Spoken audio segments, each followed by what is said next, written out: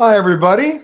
Welcome to this week's Global Travel Update. Peter Greenberg here. As you see by that map, we're coming to you from Bulgaria, in fact, in Sofia.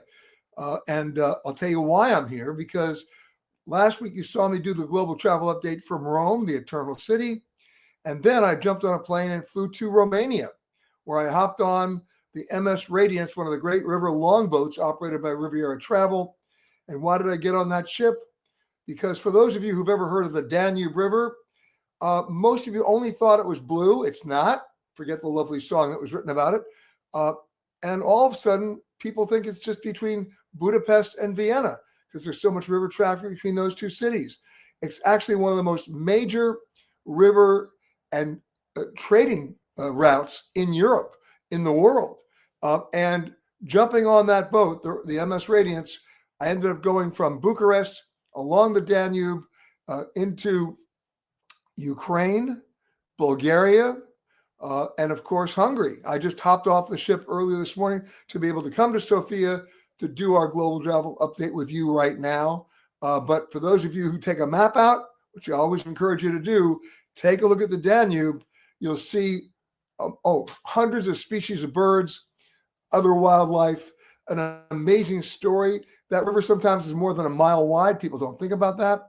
And I've been on it in Budapest, and I've been on it in Vienna.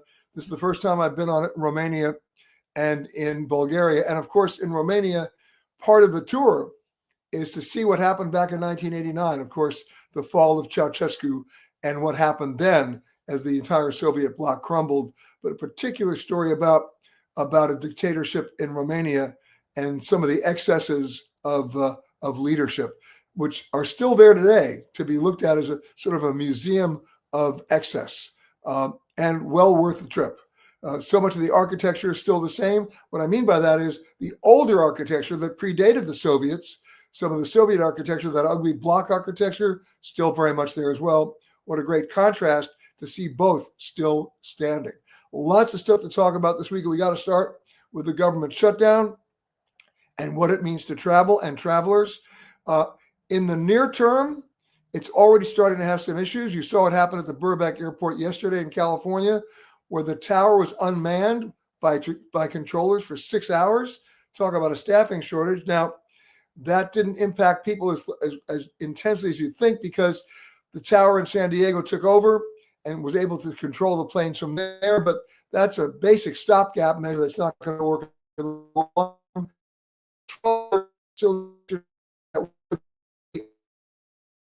Let's put it in perspective. Under the government shutdown rules, controller, TSA, Customs and Border Protection, these are still working, but they're not being paid.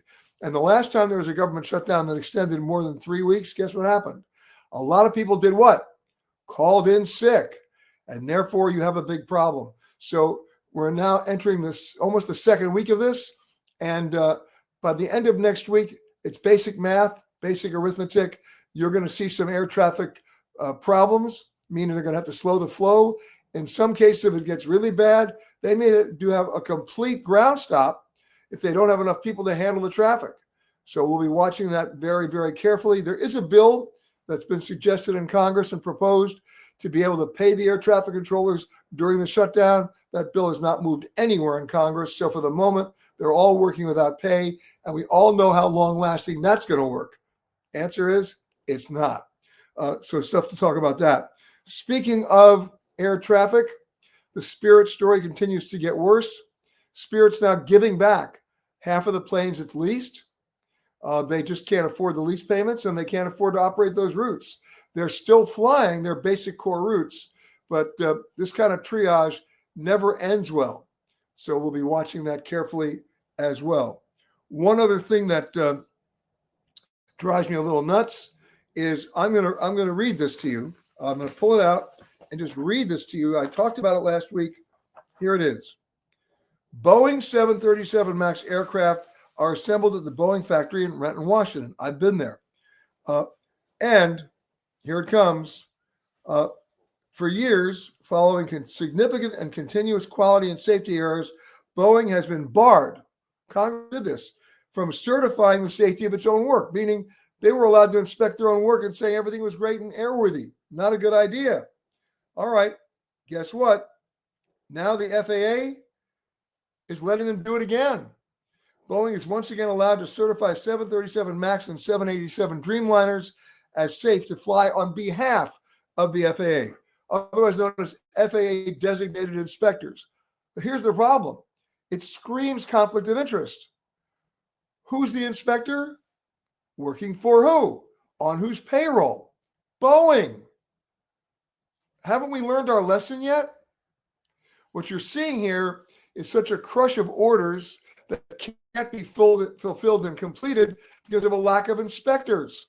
It should be the FAA inspectors employed by the FAA, hired by the FAA, trained by the FAA, and supervised by the FAA to do that inspection work.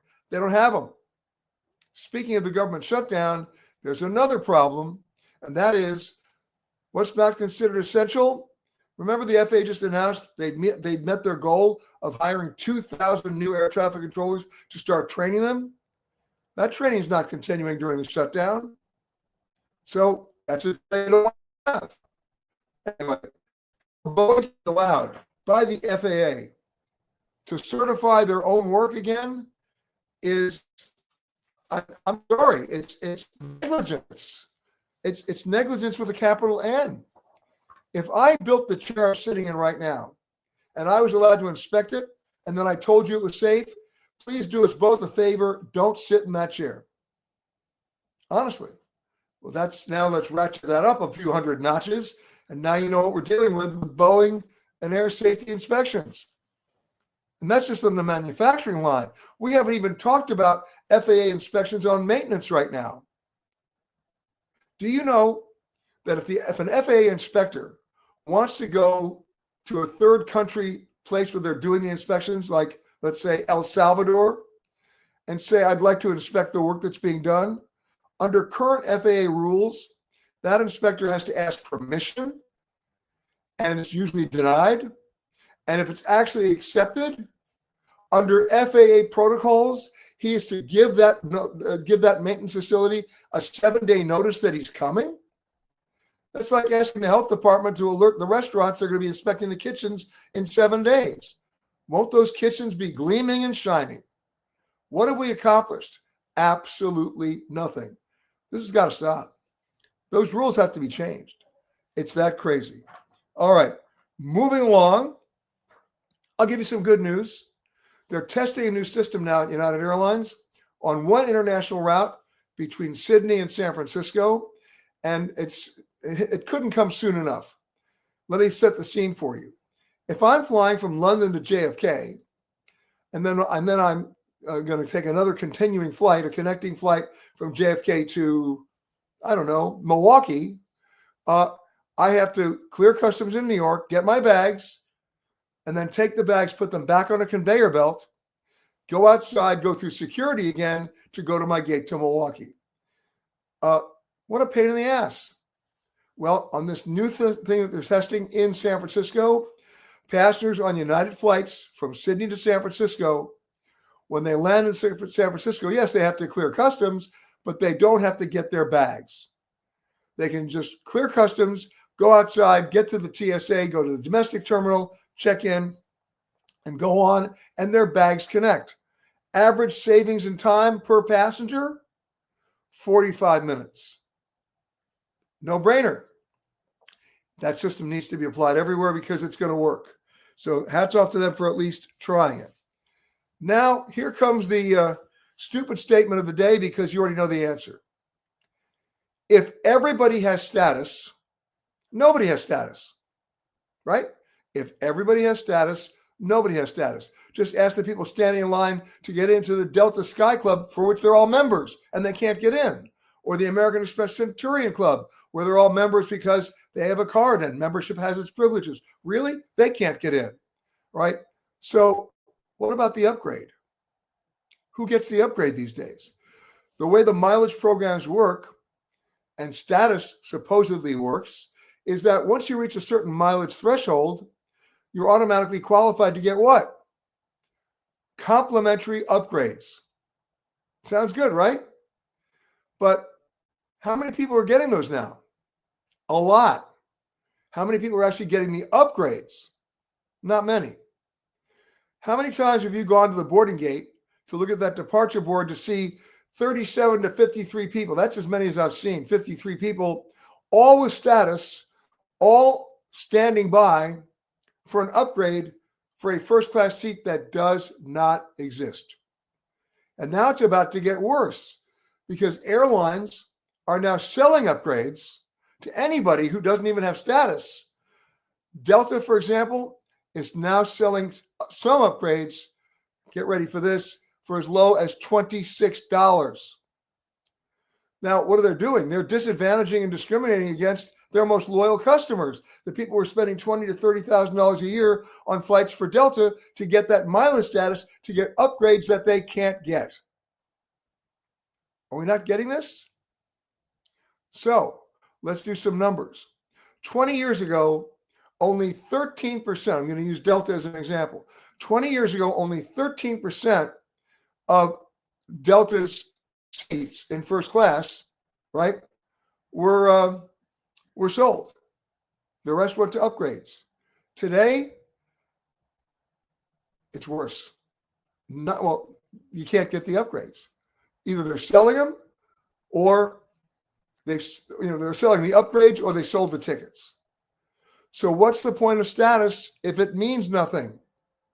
At this point, let's do the math again. It's cheaper for everybody, including frequent flyers, to pay the $26 to get the upgrade. Otherwise, you're all circling around like that scene in Midnight Express, and it ain't going to happen. It's a revenue parade from the airlines, and doesn't really work well for you. Okay, now a little update for some housekeeping before I go to the board and say hello to everybody. Hidden Malta, our next series in the Hidden series, is basically premiering soon. It's an amazing location. You might notice that Delta Airlines, speaking of Delta, just announced first airline to do it ever, nonstop service next year in 2026 from the United States to Malta. And there's a pretty good reason why. Here's a sneak peek at Hidden Malta. Get set to journey to a place where the ancient and modern world come together at work and at play. 3 small islands where enduring history is built, sung, and lived, and where that history is strong and runs deep, and all of it waiting to be revealed. I'm Peter Greenberg, and this is Hidden Malta.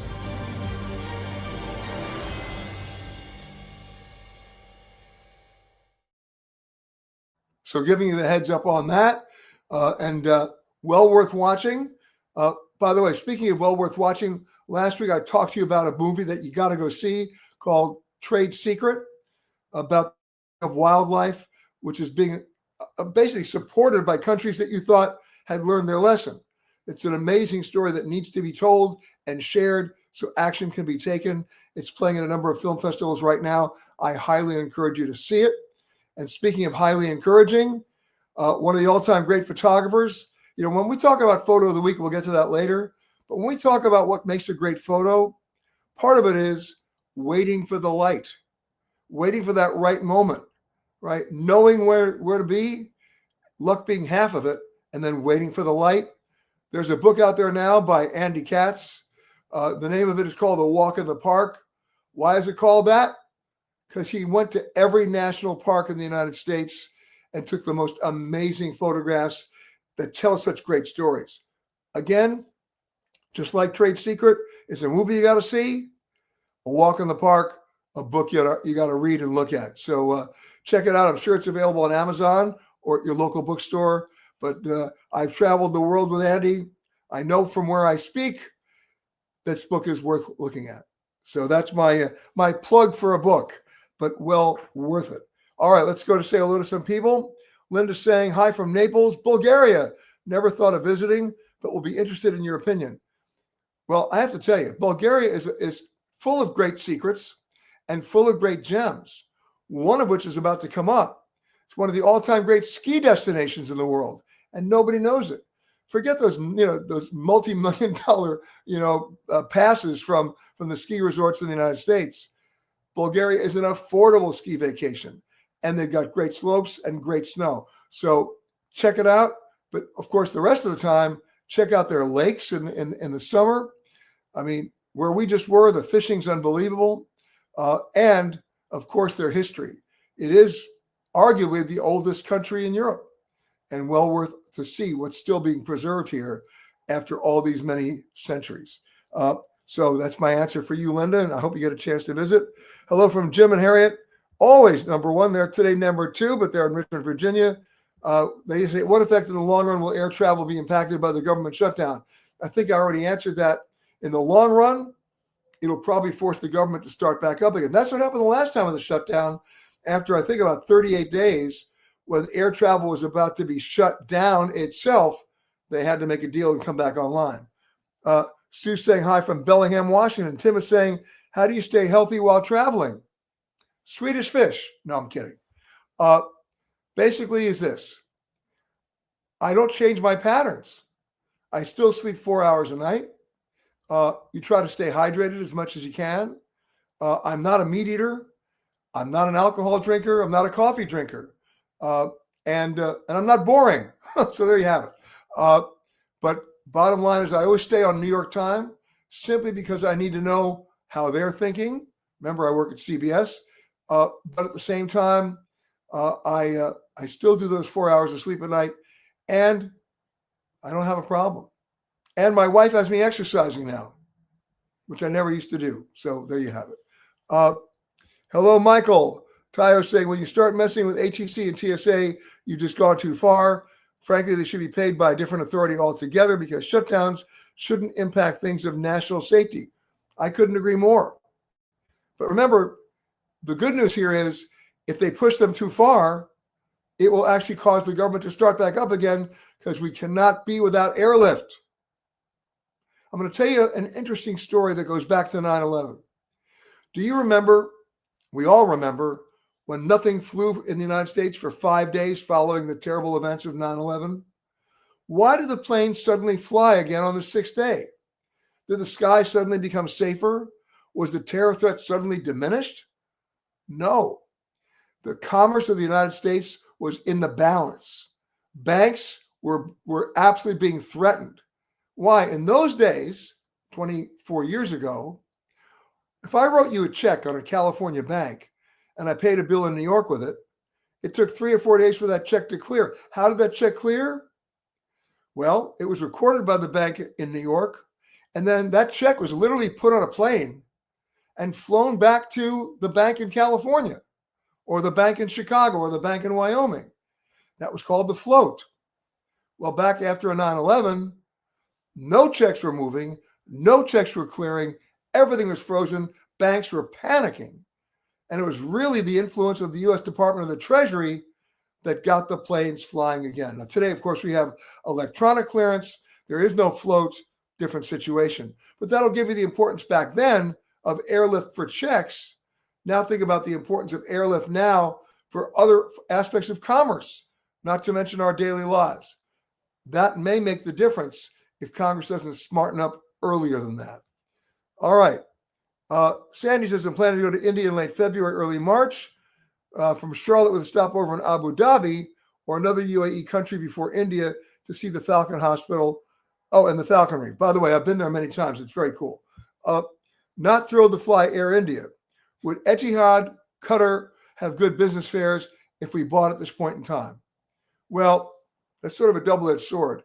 Etihad and Qatar have great business classes, and they have great flights that go there. But Qatar is having some airfare sales now. I've seen it as much as 15% off their regular fares. There are other business class consolidators. There's a company called Skylux that might discount those business class tickets. But I have to caution you, if you use one of those consolidators, it's a heavily restricted business class ticket. You won't be able to change it for another flight. If you miss the flight, it has no value, et cetera, et cetera, et cetera. You may not even get mileage.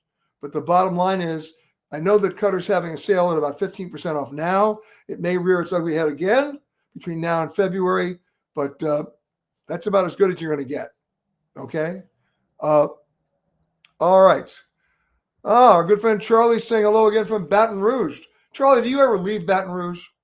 Every week it's hello from Baton Rouge. But I'm jealous. We love Baton Rouge. Let's not forget Frost Top Root Beer and a few other things. Hold on a second here. We're going to scroll back down here. Oh, there we go. Now I got the screen working. Sorry about that, everybody. Okay, Joy saying, I'm going on a cruise in August of 26. When is the best time to purchase trip insurance? As soon as you make your deposit. I understand you can purchase as late as a few days before you go, which I wouldn't do. Well, let's talk about the actual nature of insurance, what it covers and what it doesn't. The insurance that you're talking about is trip cancellation and interruption insurance. There are many different forms of that. And some of it doesn't include weather, right? There may be some other exclusions that don't include ports.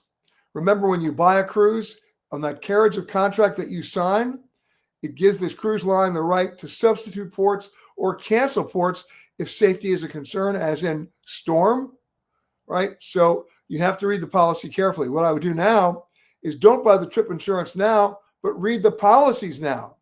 Go to a travel advisor or a travel agent.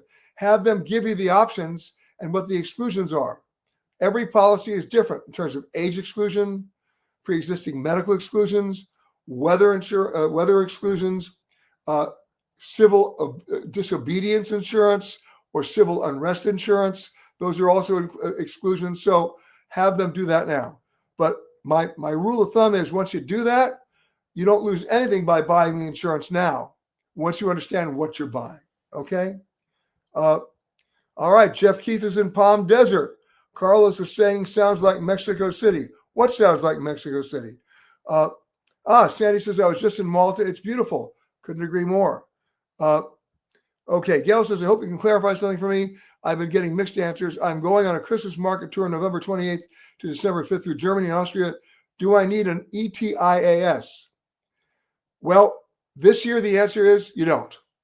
There'll be that's the electronic travel authorization. Otherwise, there's an electronic visa from the European Union countries that's the can that keeps getting kicked down the road. It's not going to come in this year. It will, according to the EU, come in 2026. So you'll be okay this year. Okay. Tim says you had mentioned that you're going to do a segment, Miles and Rewards. Did I miss that? No, we're still producing it. It's for television, and I'll let you know when it's done and when it's going to be on the air. All right. Oh no, this is a long investigative piece. It's going to take us another 2 months to put together, but don't worry. You're going to have plenty of notice as to when you need to watch it. And trust me, when we give you the information that's on that show, you'll need to watch it. Okay. Charlie says Hidden Malta looks great. It is, Charlie. It'll give you a reason to leave Baton Rouge. Sandy says, I saw Trade Secrets. Thank you for the recommendation. Totally disgusting. Yes, but Sandy, was it worth watching? Is it moving you to action? I hope it does. April saying, joining from Las Vegas. Any thoughts on the unrest of the youth in Morocco the traveler should be aware of? No, it's not a bad situation. It's not going to affect you. Remember, if there's a riot in Cincinnati, it doesn't mean you can't go to Cleveland. What you need to do for any destination where you see there's unrest is 3 things. Read the U.S. State Department advisories, not my favorite. Read the British Foreign Office advisories, my favorite. And then go to a English language daily or weekly newspaper published in that country or in that city. They're available online. Read the last 30 days or last month's worth of issues. Then you get to make an intelligent, informed decision. Okay? Mary Jo says, any favorite restaurants in Las Vegas? Well, when you're dealing with something like 43 of the top sommeliers in the world permanently residing in Las Vegas, that tells you everything you need to know. There's some great restaurants in Las Vegas. In fact, you have to go out of your way to find a bad one. Now, where is Las Vegas making its money these days? Not from gambling or gaming. It's from food and wine and entertainment. And people are they'll spend $250 a night for a meal because they want that experience. And you know what? If you write me, peter@petergreenberg.com, I'll give you my top 10. And some of them might surprise you because they're not on the strip. and they're not in hotels. They're in something like the Las Vegas Arts District that nobody ever goes to, but the cutting edge chefs, the guys who are about to win the James Beard Awards, that's where they're hanging out. So write me and I'll tell you. Camilla's always saying hi from Tucson, so hi right back. Charlie's now admitting he's leaving New Orleans, Baton Rouge. Sorry, Charlie. And saying he's actually going to be in Philadelphia this Sunday. But of course, why is he going? For National Gumbo Day. Okay. All right. By the way, Charlie, you can't find any Zapp's potato chips in Malta. Just letting you know. Okay. Joy is saying, what is the best time to buy airfare going to Rome in August of 26? When in August of 26? The good news is this year, of course, Rome is packed. It is jammed. You can't get anywhere because of the Jubilee. And people are just, when I was there last week, you would think, okay, summer's over. It's empty. Not true. Going to be packed for the rest of this year. August the 26th, another animal altogether. But when in August? Because that will determine when you're going to buy the ticket. Jeff says, I signed on late, so I don't know if you mentioned that Burbank Airport went 6 hours with no air traffic controller. Jeff, I did. And we talked about how San Diego, the controllers there kicked in to help them out. But this is not a situation that's sustainable, and it's going to have to change. All right. We're working on that as well in terms of covering it, because it's going to be a ripple effect throughout the entire country, and it's going to start moving in an exponential way if the government doesn't get back up and running pretty soon. A little note to my friends who like posting everything on the web about their travels.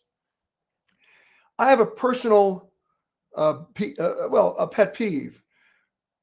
If I go out to dinner, I will spend actual zero time taking a picture of my food. I went there to eat it, not to pose it. Okay? Wait. But what do so many people do?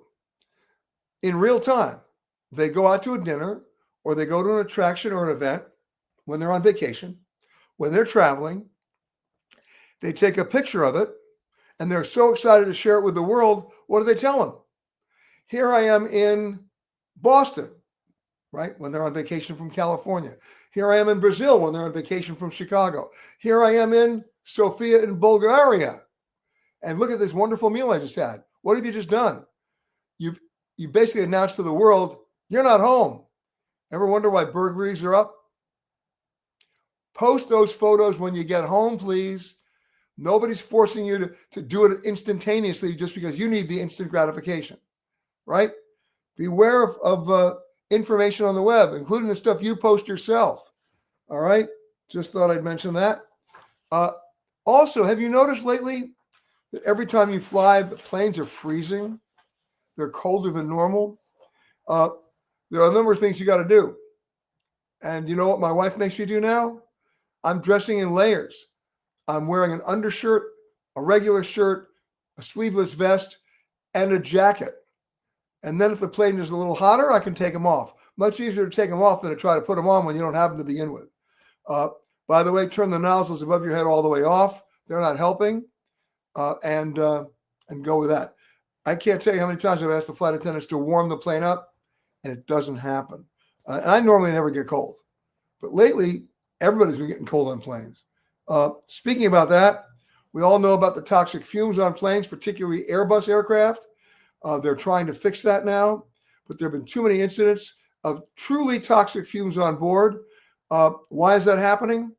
It's happening because in jet technology, whether it's an Airbus or a Boeing or any other manufacturer, cold air comes into the plane through the engines.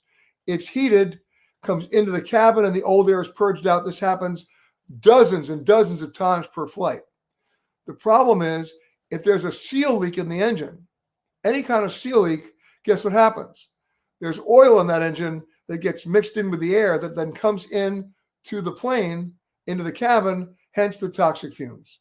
So Airbus is working on a fix for that. It's particularly a problem with Airbus planes. We're going to be monitoring that as well, but just letting you know. Okay, time to go to the photo of the week. Speaking of planes. Now, what's remarkable about this photo? Two things. One, it's a 747. You don't see many of them anymore. And two, it was taken by Carol Peterson, who writes, my United flight had landed at O'Hare today, and we were taxiing to our gate. We happened to cross paths with this other plane. We were terribly close.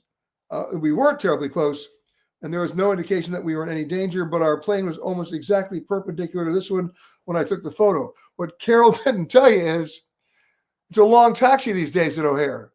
I landed at O'Hare 3 weeks ago. We taxied for 38 minutes. Why? Because everybody was landing at the same time or trying to take off at the same time, and people couldn't even cross taxiways or runways, and they took us a really long way around. We got a great tour of outer markets of Chicago, but it was nice to see a 747 there. Not too many of them left that are flying passengers. Lufthansa still flying them, and one or two other airlines, and that's about it. Everything else that you see as a 747 these days is cargo. All right, let's scroll down a little bit more here real fast. Hold on. Terry's saying, greetings from the California Historic Route 66 Association. Terry, I want you to email me, peter@petergreenberg.com, and I'll share a little story with you privately that you might find amusing. And Camilla says, oh, you can always add a long sleeve fleece jacket layer between the vest and the jacket. I love Patagonia. You know, I don't want to go on the plane looking like a bad Michelin tire man, but I'll take your advice. And Gene says, good morning, not from Tulsa, but from my hometown of Madison. Well, we all know how much we love Madison, although our football team, I'm sorry, Badgers, you suck. I mean, they still think that their best defensive play is running it up the middle. It's 2025. Your record speaks for itself. Stop that. Okay. Here we go. Everybody's agreeing with me. Sandy says, never post while on vacation. I also ask people with me not to tag me. Good deal. I forgot about the tagging. Okay, Estrella says, I bought a ticket on AA to London. Flight is with BA. Paid extra for checked luggage and to have the choice of selecting seats. To my surprise, the BA site charges for every single seat. What a ripoff. Could it be legal? And the answer is yes, but let's sort of, dissect this. Welcome to a code share flight, right? You bought a ticket on AA. Were you allowed to pick your seats on AA, right? That's important. Because remember, the reason why code sharing exists is that different airlines control different sets of inventory, meaning seats and availability on the same exact airplane, just different flight numbers, but going to the same place at the same time. So here's the thing. Your beef is not with BA. Your beef is with AA for not fully disclosing that, right? So why don't you ask them why they didn't tell you about the fact it was a code-shared flight and that it forced you to pay for a seat, right? I'd like to hear their answer. Okay. Omulukosi says, thanks for loving Uganda. You know what? We love Uganda. All right. April says, with airfares seeming to drop, any thoughts on using miles versus money to book upcoming travel flights? Well, as long as the airfares are dropping, here's the thing. Remember this about miles. You're presuming you can use them. You're presuming that the redemption levels will be reasonable. At this time of the year, if you can find a reasonable redemption level, cash in those miles and take the flight, right?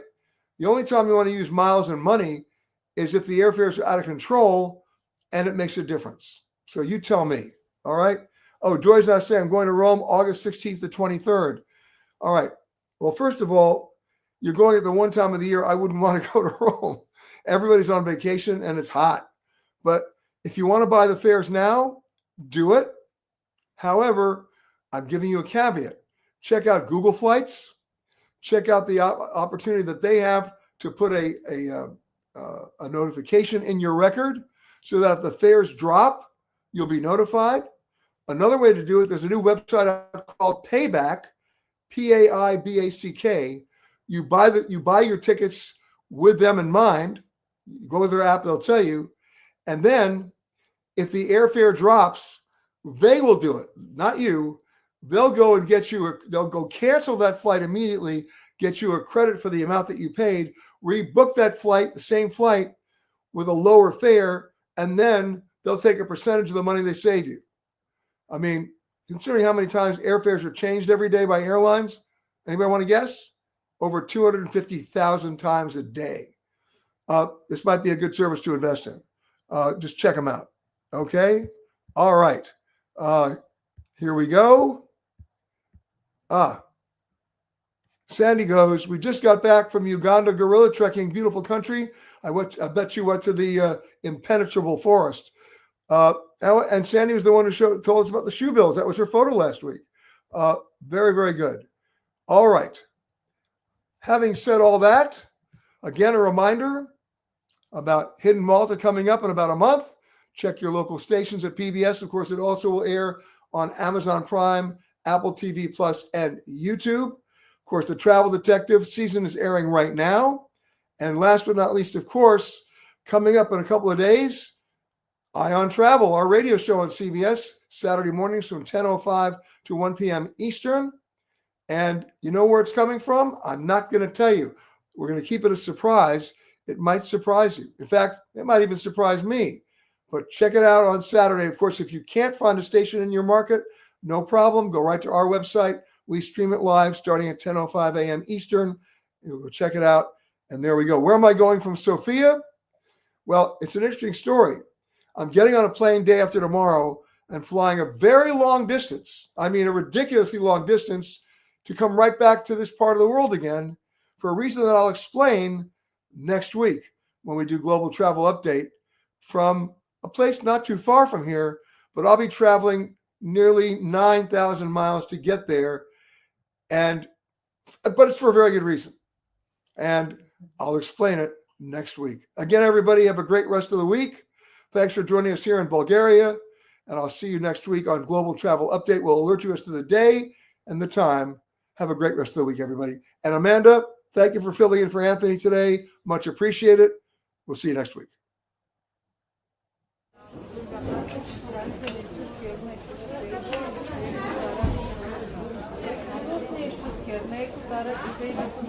Казвайте.